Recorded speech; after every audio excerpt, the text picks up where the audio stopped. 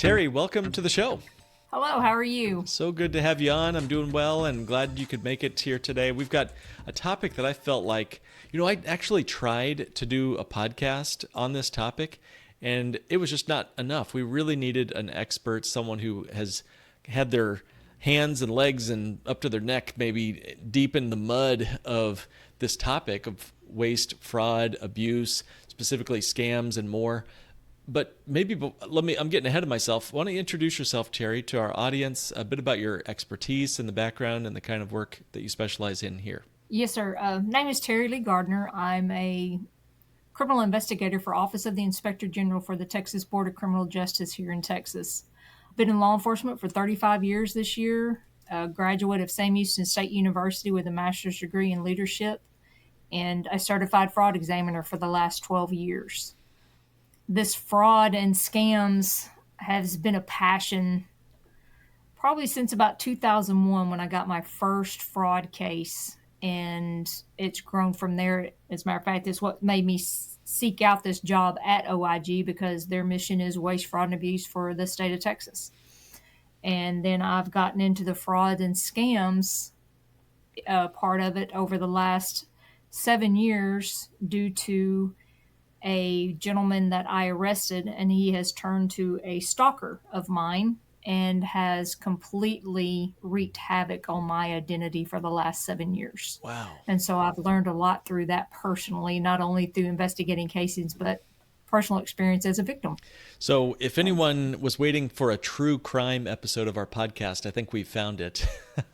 So thank you, Terri, for your service to the state. But I assume this will be applicable to people outside of Texas. Really, anyone listening to this can find a ton of value in the kind of work you specialize in, I assume. Tell us what's the lay of the land here. What is the vast majority of the scams, and I got to hear this stalker story too. I mean, what sort of things have you learned, lessons learned from that experience? Just sort of take us into that moment. As far as the top frauds and scams that we're dealing with now, that everyday people, your citizens and civilians on the street right now, you hear a lot of the phone call and text scams, the social media scams, the emails, and the even recently actual through the mail letters that people are receiving that are falling victim to scams.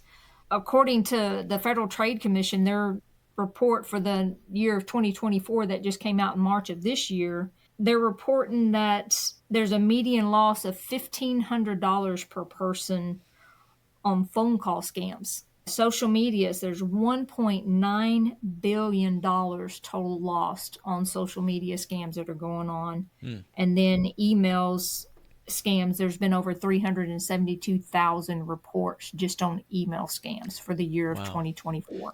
So let me just kind of summarize. So the median loss of those that lost money over the phone, it was $1,500. That means half was more, half was less. Yes, sir. And I'd be curious to know what the weighted average is there, but that's okay. But what I'm learning is we have another 1.9 billion in social media scams, and you said 370,000 on email. So the Nigerian prince scam is the one that I think of. Everyone thinks of, the prince in Nigeria asking for money. Please send me money. That's old school stuff. Talk to us about what's happening now in each of those realms, the phone calls, the social medias, and the emails. The phone calls and the text ones. I know the hottest one these last couple months has been the toll road. And I think everybody throughout Texas has been getting the toll road, and they scare you thinking that you've got this ticket out there and that they're going to come get you and that you better pay this money. That's one of them. You get a call and these people are convincing you they are a federal agent or a local sheriff's department or police department, and you have a warrant. And that if you don't go get so much amount of money on Bitcoin or a gift card, they're going to come and arrest you. Wow. And they're very, very convincing, and they get these people to send them money. Those are the phone calls and the text ones that are most prevalent right now. And then you have social media. You've got the romance scams on social media. You've got the bait and switch scams on Facebook where they post something and it's a picture of a missing elderly person and it's urgent, we need to find them, and you share, and then 24 hours later they come back and they change the pictures and change the text of that post, and it has to do with some sales scam. But it's been shared all over the world, and so they're getting people that way. Emails. You get PayPal. You've been approved, or there's been a purchase for $599 approved on your PayPal account. Click here to confirm. They're wanting you to click on that email, and it's either going to have a malware or a virus, or it's going to send you somewhere to where they try to get you to pay money, and it's an invalid email. Wow. Shocked at the creativity of these villains to find all sorts of ways to get into people's wallets. It's crazy. They've even gone so far as mailing people Amazon. And this was a story on Houston Channel just a couple months ago on Fox. A lady received a card in the mail on an Amazon purchase, and it was an actual purchase she had made. And it had a QR code, and it was wanting her to scan that QR code and give them a review in exchange for money. Well, luckily, she was smart enough. She'd been around the printing aspect of the corporate world, and she was like, it just didn't look right. The printing was off, the lettering was off, the address was off, and so she called Amazon, and sure enough, it was a scam. Wow. And how many people actually scan that QR code, and what would it do? And so it's amazing how they're getting very creative. Who does this affect the most? It affects everybody. But according to IPX 1031, it's a Fidelity National Financial Company. 38% of Americans fall victim. 43% of that 38 are Gen Xers. Wow. 41% are your baby boomers. And so I found that very interesting. I figured it would be your baby boomers that would be more affected, but it's actually my generation. That is surprising. Maybe it's all that MTV. What do you think? Why Gen X? And I assume that maybe they're in their peak earning years. They're the busiest. What's your theory behind that? That very well could be, because I do believe Gen X are the last ones that are holding jobs for 10, 20, 30 years at a time. When the millennials and the Gen Zs are skipping jobs every 2-3 years. That's true. As far as the baby boomers, and this is my own personal view, I believe the numbers would be a lot higher for the baby boomer generation, but they don't report it because of the embarrassment. Yeah. And because of their families believing that, it's time to put them in a home and not being able to take care of themselves type situations. What do you do when this sort of thing happens? I can think back to the couple of scam texts I've gotten, and thankfully it looked weird enough that I avoided it. But when these sorts of things happen, let's say you do click on that unexpected phishing email, what happens now that you've maybe done the wrong thing, or you've taken that first step, things are getting weird? What happens next? Actually, opening the email or opening the text is generally not the actual issue. It's if you click on a link within that email or within that text, that's where they're trying to hook you into, because there's something in the background of that link, and it could be malware, it could be a virus, it could be a phone number to call, and then they hook you into sending the money. My suggestion is, if you get an email that you are not familiar with or you're questioning, report it as spam, report it as junk, block the number, block the email person or the phone number, and delete it. That way you do not click on a link by accident. If you do happen to click on the link, that's generally going to take you to some sort of payment application. Just get out of it and delete the text. And if you do happen to click on one of those links, change your passwords. Yeah. Change your passwords to your emails, change your passwords to after you've had a virus check, and make sure there's nothing back there, nothing running in the background, no kind of malware, and then change your passwords. There's nothing more irritating than having to change your password, but it's always a good idea at least every 60, 90 days. Do you recommend password manager programs that are out there? Is that worth it? I do. We use one for work, and it does come in handy. My computer stays locked, so I'm not too worried about it. But as far as at home, if it's autofill and all that kind of stuff, that's sort of a scary situation. Where do you think it's all headed? Are we getting to a point where it's going to be harder for the scammers to get access to us? Or is it going to be, I mean, it feels almost like sort of a battle of one person is one-upping the other, the white hats versus the black hats, so to speak. Are we headed to a world where we have no protection, no privacy, and we really have no expectation of security? Or do you think this is a temporary phase that the internet goes through as it gets more secure? At this point right now, I do believe it's one up. They're going to be one step ahead of us, and we're going to have to stay caught up. And I think it's going to have to be on us to make sure that we stay caught up. We stay informed, we stay educated on what's going on and what's going on around us. And that's sort of my drive for this campaign that I'm doing, is just to make people aware this is going on around you. Be observant, pay attention, because to me, it's only going to get worse with the chat GPT or whatever that is out there. That is a fraudster's dream. Yeah.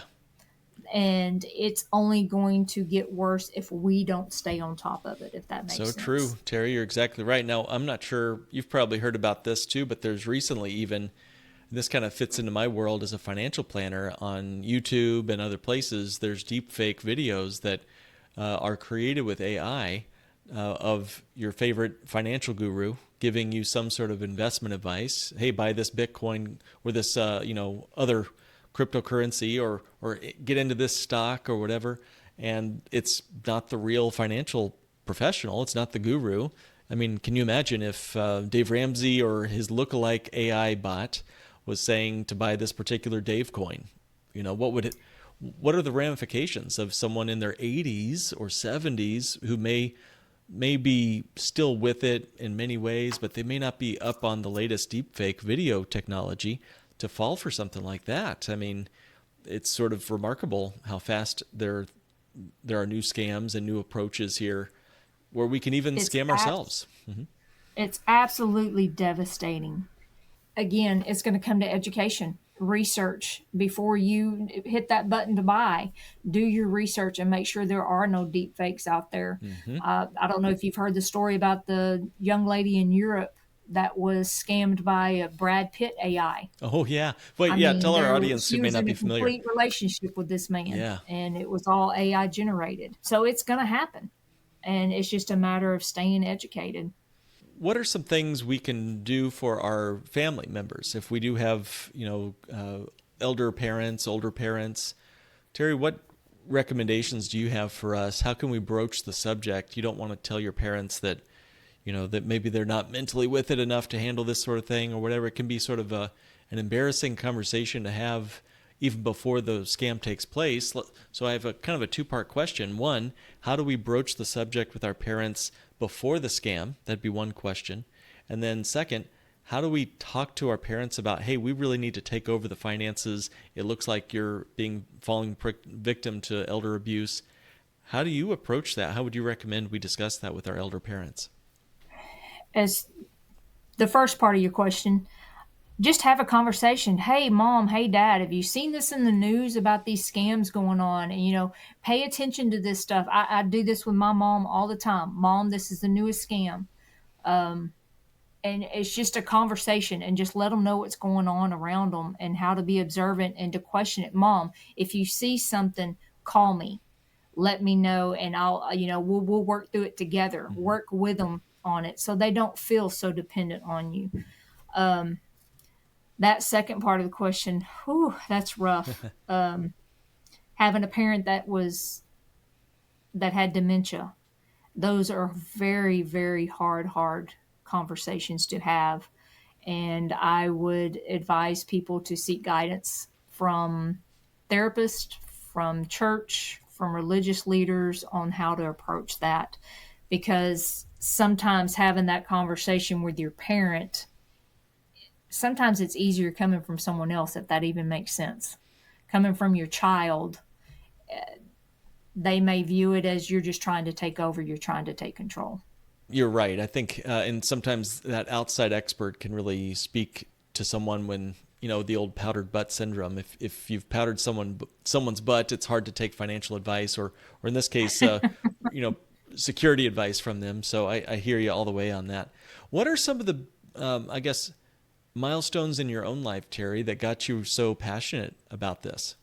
My very first fraud case was a young lady that she was a telemarketer. Now, this was back early 2000. She was a telemarketer and selling magazines over the phone. She was taking advantage of the elderly customers, and she had people in California, Connecticut, and Illinois that she had stolen from, and telling them, you have been victimized. This person is using your credit card to do this. The one in Connecticut, she just refused to believe me. She would not. And I get it. You got some stranger calling you saying, hey, you're being victimized of credit card abuse. I would question it too, especially all the way in Texas. Case went through. The girl did get 2 years in prison for it. And that got me hooked. I liked the chase. I liked the paperwork, the puzzle, the following the paperwork and chasing it down. I don't know how many of people that you know or even yourself, I don't like giving my money away for free. If I'm going to give my money away, I want something in exchange. I sure don't want a thief coming and taking my hard-earned money and buying stuff for them that I couldn't afford to buy for myself. And so that's where it's come in. I have a soft spot for the elderly, for one thing. My grandmother, she's received the calls where it's her grandson, he's in jail. It was fake. Just little things within my own family. And then within the last 7 years, I arrested a gentleman, clearly has mental issues, and they have deemed him incompetent to stand trial, but not incompetent enough to be committed. And so he has got a get out of jail free card for the rest of his life. Wow. And he has used my identity to send death threats to congressmen, to other kind of government officials throughout the United States. I've been contacted by the Capitol Police, the Bureau of Indian Affairs in Montana, all the way down to a JP here in Huntsville, Texas, on me making death threats. Wow. And it's all been him, and using my identification and using my name to do this kind of stuff. Is this just revenge? She's looking at it as who knows what's in his heart and mind, but is this just because he had an issue when you arrested him and now he's got a thing to follow you? Wow, that's incredible. Retaliation. Yeah. Nothing I can do. Live with it. That's right. Incredible. So, well, I've learned the tips and tricks on how to lock down my identity and lock down my credit so he does not ruin me. And so that's another driving force behind all of this. I think we all want to know a few of those tips and tricks. Terri, what would you do to lock things down? I keep my credit locked down. I keep it frozen or locked down to where nobody can run my social security number and run credit without me unlocking that. Mm-hmm. And that is the biggest thing right there. Google things, question things, watch the news. I know some people don't like watching the news, but that's where you're going to find out what's going on around you. Secure your personal information. Don't share it with people. If your identity is stolen, report it to the police. Please make a report. They may not be able to do anything, but make that report. If your identity is stolen, the IRS. I would have never dreamed of reporting it to the IRS, but if God forbid somebody gets your social security number, you sure don't want them out working a job, and then 10 years down the road, you owe back taxes that they never paid. That's right. Okay, so you mentioned freezing the credit was an important part of this. Are there any pitfalls or downsides to freezing your credit? Yes, there are. Because, you have to create an account. You have to log on. You have to manually go in and unfreeze it. To me, though, it's still worth it. It's still worth every bit. That's right. I agree. Well, you've given us so many tips and very practical strategies, and mainly you've called us to awareness, which is, I always say attention is one of our greatest investments. It's why we pay attention. It's why we invest our attention or our time with each other. So thank you for all your great wisdom and insight. If you could leave our listeners with maybe just one action item that would be the small hinge that could swing the big door here, what's a website they could go to? What's an action they could take? What's something they could do as a result of hearing this that would put them in a better place to be prepared for some of these, eventualities in our modern age? Education. Just know what's going on around you, and the government websites, Federal Trade Commission, the IRS website, any of your government .gov, .org websites, any of those will be able to give you information about identity theft and frauds and scams. We've got to help those that don't know. Nobody wants to give their money away. It's just an awareness of what to look for, what to do in case you do get one of these texts or these phone calls, and don't be ashamed. Don't be ashamed to ask for help about it. And then for the Gen Xers, reach out to your parents and make them aware of what's going on around them and keep them educated if they're not keeping themselves educated about it. Fantastic. Well, you've got great resources, so thank you for all you're doing to make us more aware and for giving that commitment to yourself, to your family, to the people around you. It's a reminder to all of us that this is not something that's going away, and it must be something that we pay attention to. If we care and Absolutely. want to protect our money from Wall Street's volatility or from the tax man or whatever, you need to see scam artists as just one more link in the chain that could bind you from your goal of financial freedom and security. So everybody, be sure to go back and listen to this episode again. Jot down your action items and make sure this is something that you don't let just slip through the cracks. This is too important to not pay attention to, so be aware. And thank you, Terri, for coming on our show today. Thank you, sir.